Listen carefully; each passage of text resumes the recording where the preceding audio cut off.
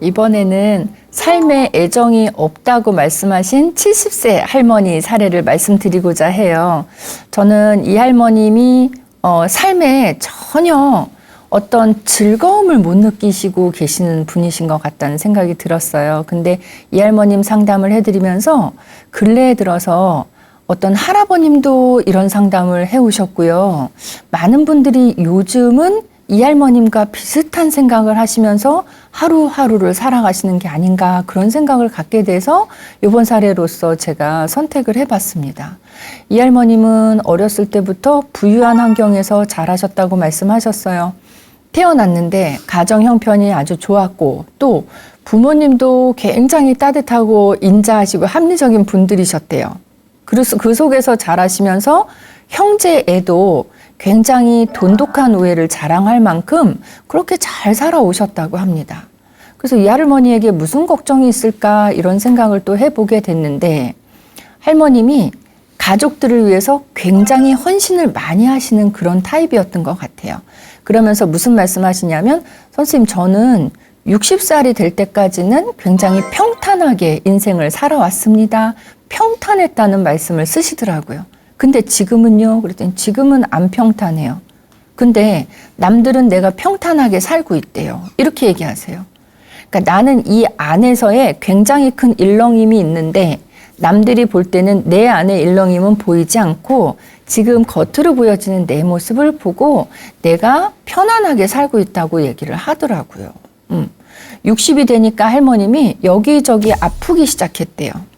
그래서 나도 이제 나이가 드는가 보구나 이렇게 생각이 들었다고 합니다. 그러면서 왠지 마음도 조금씩 울적해지더래요. 그래서 눈물 짓는 날도 많아지고 우울감에 빠져 있는 날도 많아지고 그래서 할머님이 가끔 가다가 저녁이 되면 와인이 됐든 맥주가 됐든 조금씩 한 잔씩 술도 하시고 잠에 빠지시곤 했대요. 그래서 할머니 원래 술을 좋아하셨어요? 라고 말씀드렸더니 아니 술을 좋아했던 건 아닌데 그냥 지금 이렇게 푹 자는 것밖에 내가 할 수 있는 게 없을 것 같은데 지금 바로 잠이 안 오니까 그래서 와인 한 잔을 마시면 바로 취해서 내가 자게 되더라고요. 그래서 뭐 이렇게 알코올 중독이나 그런 것처럼 많이 먹는 거는 아닌데요. 어쩌다 좀 그런 슬픈 기운이 많이 들을 때는 그런 날은 한 잔 하고 자고는 해요. 이렇게 얘기를 하셔요. 그래서 제가 여쭤봤죠. 할머님 혹시 혼자 살고 계세요? 그러니까 요즘 독거노인이 하도 많으셔서 혼자 살고 계신지를 여쭤봤더니 아니에요. 남편도 같이 살고요. 딸도 같이 살고 있어요. 이렇게 얘기를 하셨어요. 그래서 슬하에는 따님만 한 분을 두셨다고 합니다. 그러면 셋이 사는데 왜 할머니는 이렇게 힘겨우실까? 이렇게 생각을 했어요. 자, 이 방송 보시는 분들 한번 생각해 보세요. 문장이요. 셋이 살고 있는데 이 할머니는 왜 이렇게 외롭고 힘겨울까? 되게 많습니다. 상담해 보면. 혼자 사시는 분이 외로운 거는요, 또 색깔이 다른 외로움이에요. 가족과 함께 사는데 그 안에서 외롭다고 상담하시는 분들 굉장히 많습니다. 뭘까요?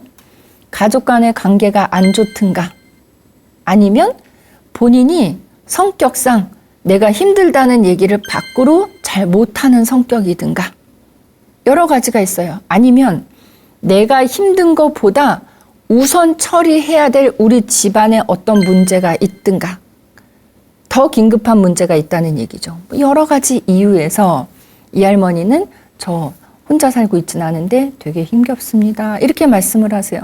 그래서 할머니가 힘겨우셨던 그 시점은 60세부터래요.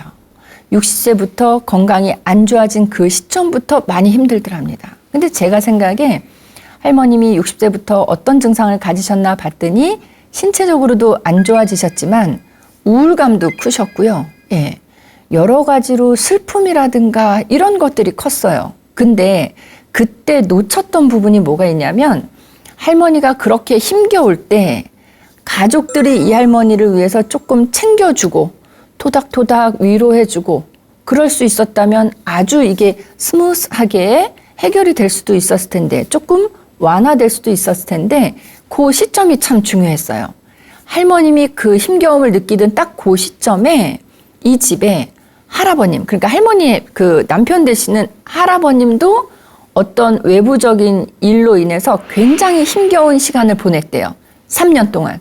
그 3년이 이 할머니를 너무 병들게 했던 거예요. 할아버지가 3년 동안 굉장히 힘든 상황이 됐을 때 그 하소연을 할머니한테 다 이야기를 하셨대요.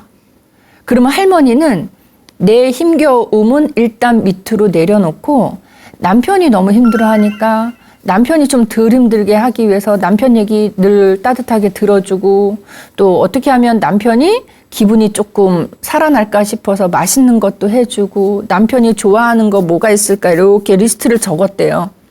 그래서 뭘 해주면 남편이 기운이 날까 리스트를 적어보고 왜냐면 오랜 시간 같이 살았으니까 할아버님이 뭘 좋아하시는지 알잖아요. 할머니가. 뭘 할 때 기분이 좋아지는지 즐거워하는지 그래서 그거를 리스트를 적어서 하나씩 하나씩 다 해드린 거예요. 할아버지를 위해서.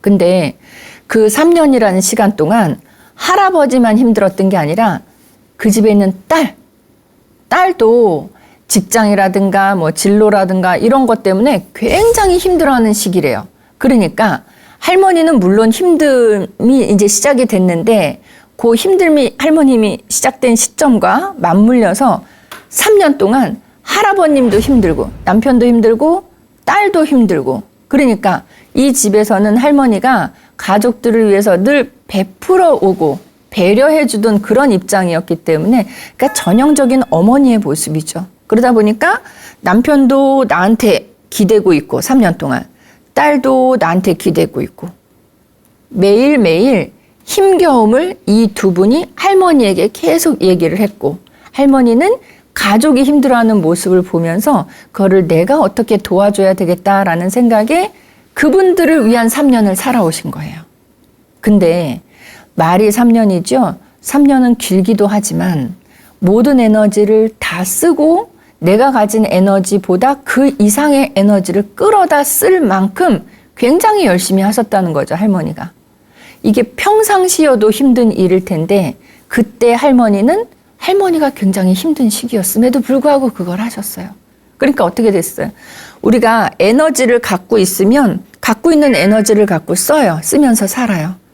근데 이 할머니는 본인 자체로서 에너지가 지금 제로인 상태인데 다른 가족이 힘들어하니까 밑에 있는 것까지 끌어다 쓰면서 할머니는 하루하루 소진이 되어 가셨던 거죠. 그래서 이 할머니는 지금 우울감이라든가 힘겨움이 극도에 달해 있으신 것 같아요. 그래서 할머님이 그 3년 동안 지나면서 이런 생각 가지게 됐대요. 아침에 딱 눈을 뜨면 삶에 어떤 낙이 없는 거예요. 뭐 즐거운 일이라는 게 없는 거예요. 힘겨운 하루를 또 살게 되는 거예요. 힘겨운 하루를 다 살고 나면 밤에 또 잠자리에 들고 자고 그 다음날 아침에 눈 뜨면 또 똑같은 일상이 반복되니까 자 보세요. 우리가 뭔가를 살아간다 또는 뭔가를 행동으로 한다라고 할 때는 그거를 했을 때 즐거움이 있을 때 하게 돼요. 우리가 운동을 하면 몸에 좋다고 알고 있지만 재밌어야지 하죠. 고통스럽기만 한다? 어떤 보상이 주어지지 않는다? 그럼 사람들은 운동을 안 하게 돼요. 그래서 이 할머니도 하루하루 살아가는 게 참 즐겁다. 내가 이런 힘겨움도 있지만 이런 낙도 있다. 어떤 낙이 하나라도 있으면 할머니가 살아가는 힘이 나실 텐데 지금으로서는 할머니가 소진되고 방전되고 완전히 밑바닥까지 아래층까지 다 내려왔어요. 그래서 이 할머니는 삶에 가치를 두고 있지 않으세요. 얘기 나눠보니까 선생님 저는요 이렇게 밤에 자고 아침에 눈 뜨고 하는 생활이 그냥 계속 반복되고 있는 것 같고요. 아침에 눈을 떠도요 행복하거나 즐겁지 않아요. 그래서 그냥 이렇게 살다가 어느 날 내가 생이 마감이 된다고 하면 그냥 나는 되게 슬프거나 충격적이거나 그러지 않을 것 같아요. 그냥 자연스럽게 그렇게 되겠지 이렇게 받아들이게 된다는 얘기예요. 하나도 삶에 애착이나 애정이 없대요.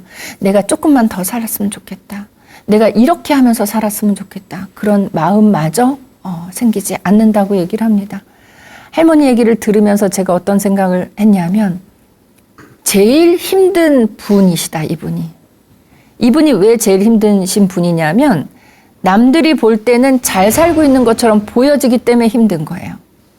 남들이 볼 때도 아유 저 할머니는 되게 힘겹게 살고 있네 라고 생각이 들었다면 남들은 이 할머니한테 와서 도와줘요.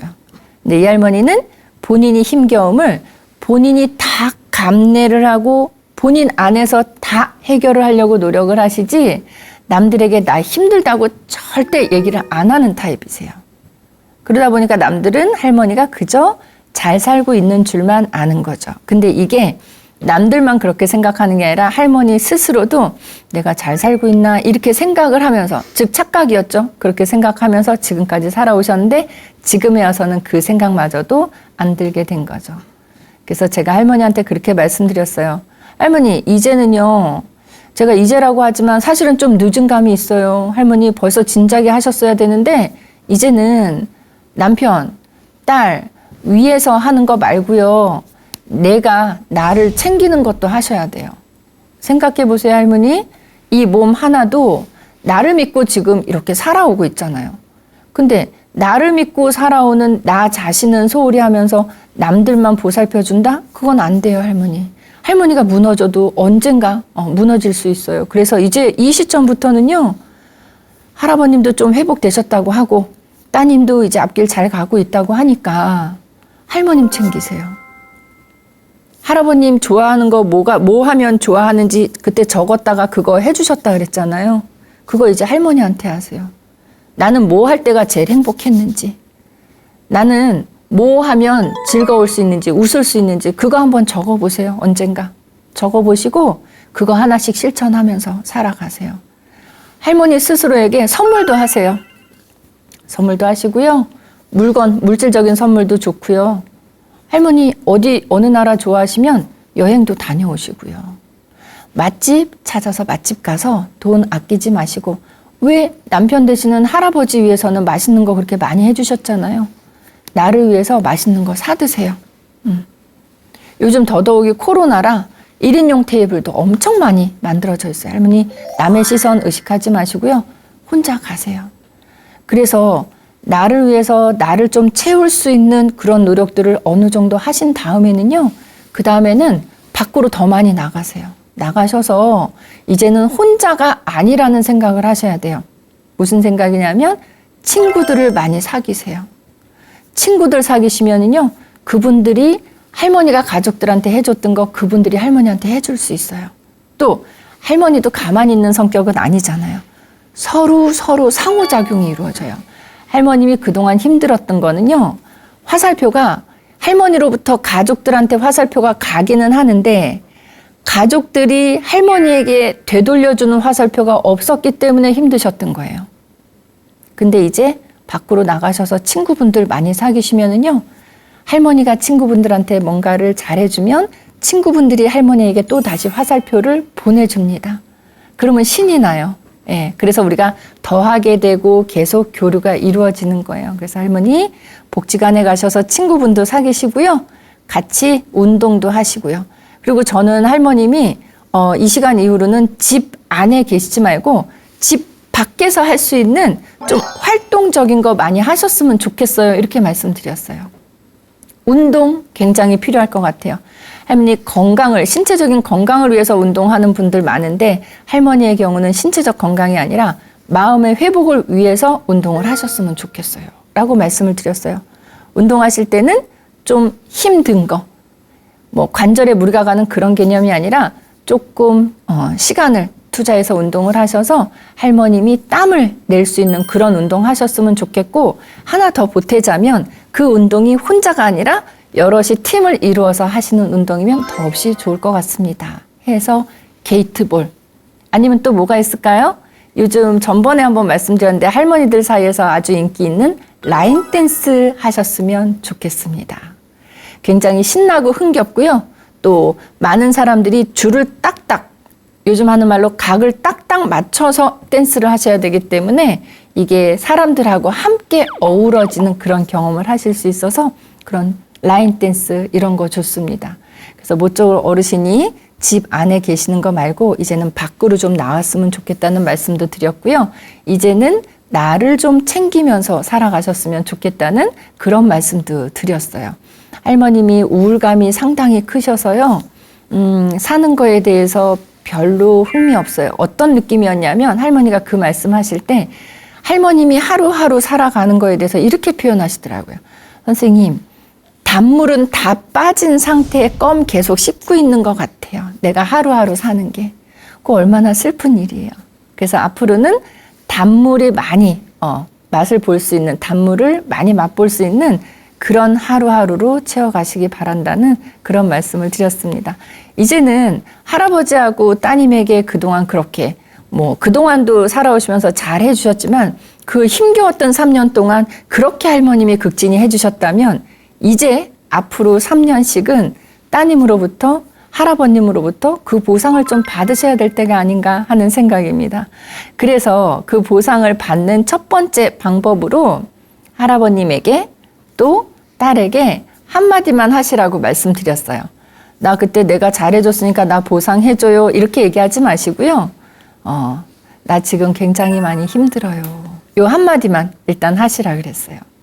내가 힘들다는 말을 밖으로 하잖아요. 그러면 내 안에 힘든 무게가 얼만큼 빠져나갈까요? 간단하게 말 한마디 했을 뿐인데요. 내 안에 힘든 무게가 100g이었다고 하면요. 그 말할 때 50g이 빠져나가요. 반이 훅 나가버립니다. 그래서 여러분들도 살아가시다가 힘겨운 일을 경험하시게 되면 혼자 감내하려고, 혼자 해결하려고 노력하지 마시고 가족이어도 좋고요. 친구여도 좋고요. 누구여도 괜찮아요. 근데 그 누구가 아무리 찾아봐도 못 찾겠더라 하시면 상담센터 좋습니다. 연락하셔서 딴 말 필요 없어요. 저 지금 되게 많이 힘들어요. 딱 그 한마디만. 크게 외치지 않으셔도 되고요. 소근소근 하셔도 되니까 안에 있는 슬픔의 힘겨움의 50%를 밖으로 내보낼 수 있는 그 한마디. 저 지금 많이 힘들어요. 이 한마디를 누군가에게 할 수 있는 그런 용기가 필요할 것 같아요. 이 할머니는 남들에게 잘 살고 있는 사람, 행복한 사람, 많이 가진 사람, 또 어렸을 때부터 아주 부유하게 따뜻한 환경에서 자란 사람 이렇게 얘기를 들어오셨던 터라 할머님이 그 자존심에 차마 내가 되게 힘든 시간을 보내고 있다는 걸 남들에게 잘 얘기를 못 하셨어요. 근데 그거 다 필요 없어요. 겉에서 보여지는 거 중요하지 않아요. 내 안에가 중요합니다. 그래서 아까 앞서서도 제가 어떤 말씀 드렸냐면 노년기 살아가실 때 어떻게 사셔야 잘 사는 거예요? 라고 노인들한테 여쭤봤을 때 복 있게 사는 겁니다. 라고 말씀하셨다 그랬잖아요. 그 안에 마지막 부분에 제가 쬐끄맣게 말씀드렸는데 그게 있었어요. 마음의 복. 마음의 복, 우리나라 말로 하면 마음의 복이고요. 외국 말로 하면 inner peace라고 얘기를 하는 그거. 그게 지금 제일 중요한 부분인 것 같아요. 할머니에게. 겉으로 보여주는 거 말고 내 마음이 얼마나 평화로울 수 있을까? 내 마음이 얼마나 행복하고 따뜻할 수 있을까? 하는 그 방법을 계속 찾으시기 바랍니다. 그래서 할머니에게 제가 죽음을 앞두고 쓰는 거 아니고 그냥 이 시점에서 버킷리스트 한번 작성해 보시도록 말씀을 드렸습니다. 버킷리스트 작성하시고 하나씩 실천해 나가시면서 한 줄씩 이렇게 지우시는 거 굉장한 쾌감이 있을 것 같습니다. 젊은 사람들한테 버킷리스트 작성해 보라고 하면은요, 그 작성하면서 그 앞에 어떤 말을 끼워 넣냐 하면 내가요 나중에 시간 되면 시간 많아지면 이거 하고 싶어요 라면서 쓰거든요. 근데 우리 어르신들은 시간은 지금 많아지셨잖아요. 그러니까 내가 의지만 있으면 충분히 하실 수 있을 거라고 생각이 듭니다. 부디 버킷리스트 작성하셔서 하나씩 하나씩 지워 나가시는 행복을 느껴보시기 바랍니다. 자, 버킷리스트를 하나씩 지우시기 위해서는요, 굉장히 큰 걸 쓰시면 안 돼요. 버킷리스트에는 작은 거, 작게 실천할 수 있는 거, 그리고 달성되는 게 좀 쉬이 달성될 수 있는 그런 목록들을 앞쪽에 적어 두시면은요, 그거를 달성했을 때 성취감을 느끼게 돼요.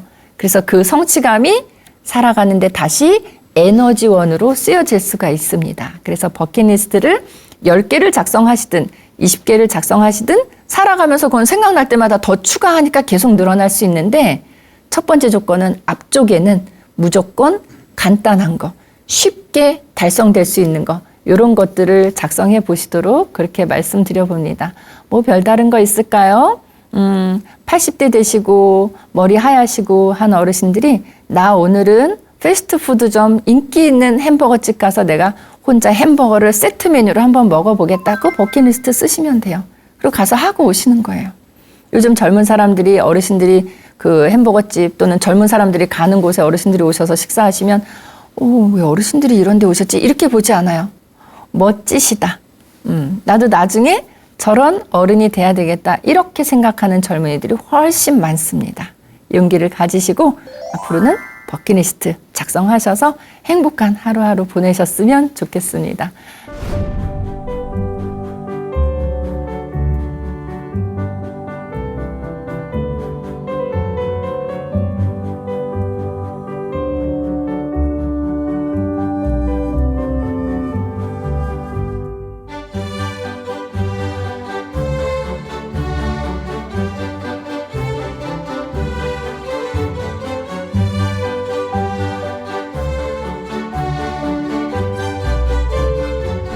오늘도 이렇게 두 편 사례 함께 해주셔서 감사드립니다. 다음 주에 다른 사례 준비해서 찾아뵙겠습니다. 감사합니다.